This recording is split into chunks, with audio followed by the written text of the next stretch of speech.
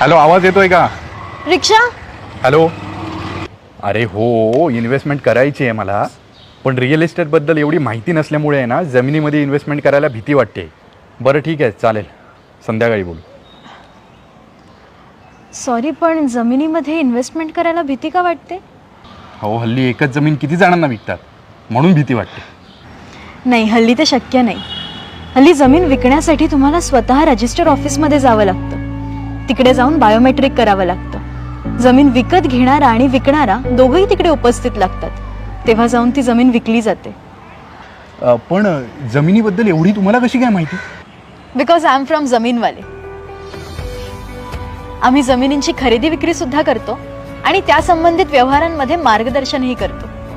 अरे वा, म्हणजे आता एका फोनवर माझे सगळे कन्फ्युजन दूर होणार. तर पण तुमची फी? नाही सर, आम्ही जमीनवाले कन्सल्टन्सीसाठी फीस चार्ज करत नाही.